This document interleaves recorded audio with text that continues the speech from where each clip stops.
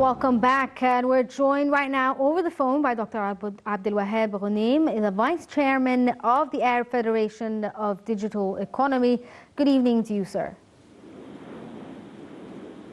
Dr. Abdel Wahab, can you hear me? Yes, welcome, Dr. Yasmin. Thank you so much. We're going to start off by asking you, sir, about President Abdel Fattah al-Sisi attending the inauguration ceremony at the new administrative capital. What's the significance of inaugurating this complex at this timing in particular, and how do you see this benefiting Egypt and Egyptians generally? Yes, as part of Egypt's digitalization and the digital transformation initiatives, His Excellency Mr. President Abdel Fattah al-Sisi opened today the complex of secure and smart documents. This complex using the state-of-the-art of high technology for printing. As example, he using the holograms 2D, 3D, and 4D. He using watermarks, barcodes, and using in some cards like ID cards and debit and credit cards, the e-chip, which means we can using and printing all kinds of cards, bank cards, ID cards, and all cards for all the government entities, and again for printing secure documents.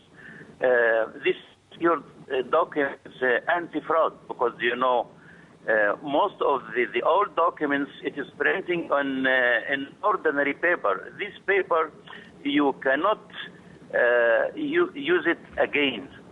You cannot do it in any outside this complex.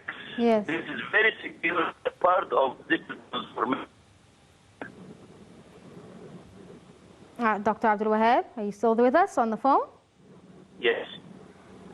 Sir, do you think that this means that we'll see less fraud, less digital, fraud, and does this mean that data of regular Egyptians are secure?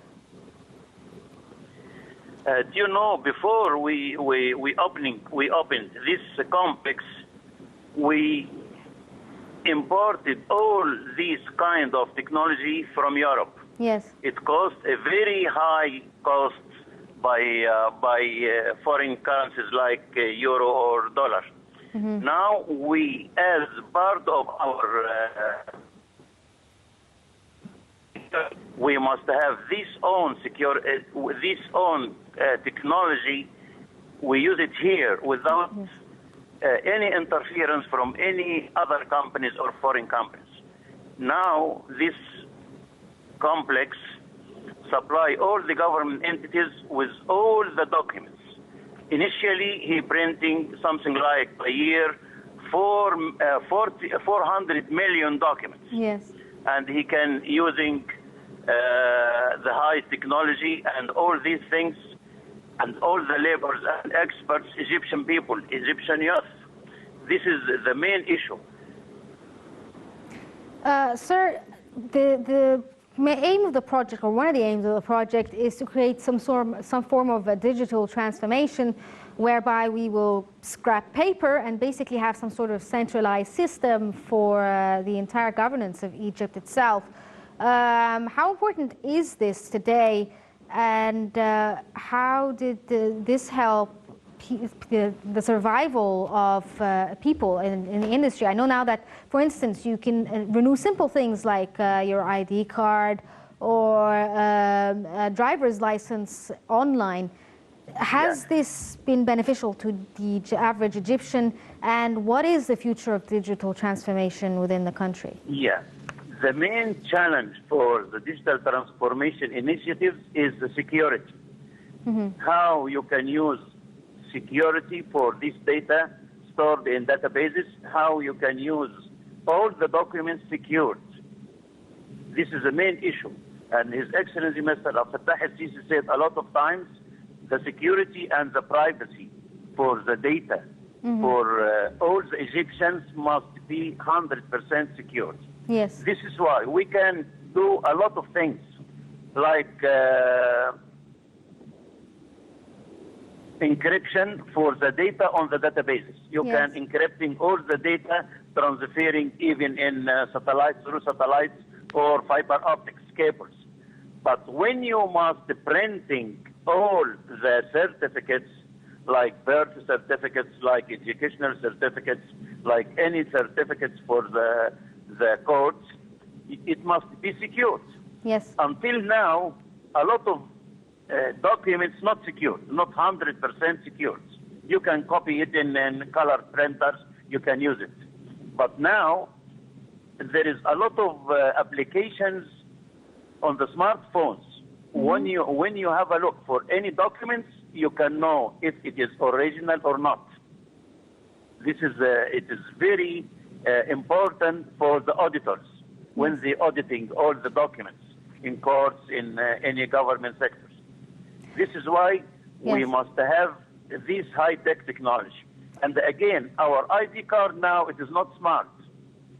The new ID cards has each chip embedded on it. Yes. This is very easy. You can use it for opening any doors in airports. You can use it in smart shopping and all these things. And it is again secured. Yes, which brings me to the next idea, sir. Cyber attacks are something that is a risk for a lot of nations. We've seen, cyber attacks on the U.S. several times, very serious ones, in fact. Is this sort of data offline or online, for instance? And like you were saying, it's obviously encrypted, but are security measures also taken into consideration? Now the government, it is collaborated government. Mm-hmm. All the databases in the government now sharing government. Yes. Even with the central banks and the banks. Mm-hmm. When you're using any card, any smart card like the debit card and credit card and ID cards, you're using all the government entities databases. Mm-hmm. You can checking, know your customer. Is this customer is right or not? You can checking this document it is right or not. You can checking again all the banknotes. Yes.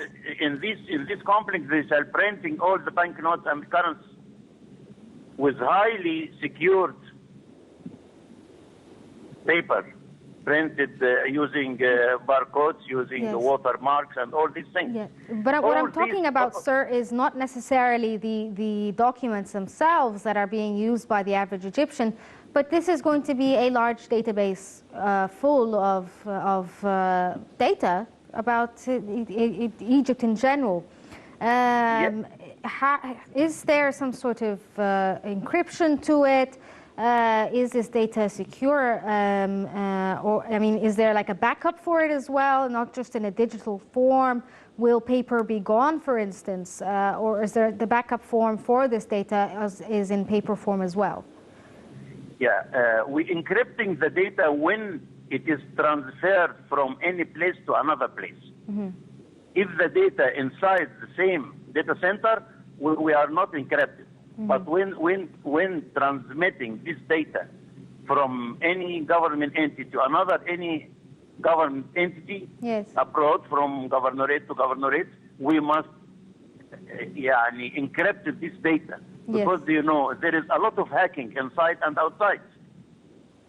This is the main issue for the cybersecurity. Yes. And again, this complex, it is very high